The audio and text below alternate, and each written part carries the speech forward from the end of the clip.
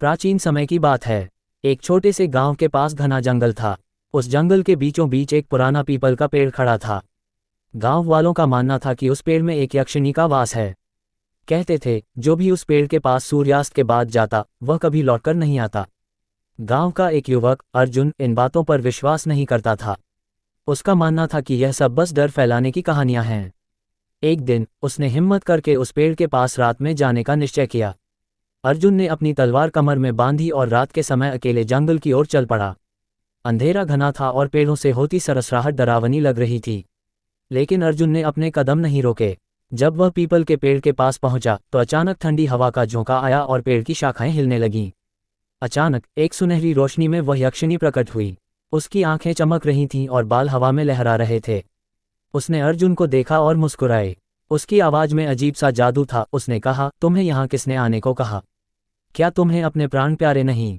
अर्जुन ने साहस जुटाकर कहा, मैं सच जानने आया हूँ। अगर तुम सच में यक्षिणी हो तो मुझे अपना उद्देश्य बताओ। यक्षिणी ने ठहाका लगाया और कहा, जो मुझसे डरकर भाग जाते हैं उन्हें मैं कभी परेशान नहीं करती, परंतु जो मेरा सामना करते हैं उन्हें मैं वरदान देती हूँ। लेकिन यह वरदान केवल सच्चे और निडर दिल वालों को मिलता है। अर्जुन ने कहा, मुझे वरदान नहीं चाहिए। मैं बस ये जानना चाहता हूँ कि तुम क्यों यहाँ हो और गांव वालों को क्यों डराती हो। यक्षिणी ने गहरी सांस ली और कहा, यह मेरी तपस्या का स्थान है। मुझे किसी से बैर नहीं, परंतु जो मुझे या मेरे स्थान को अपवित्र करने की कोशिश करता है उसे मैं सजा देती हूँ।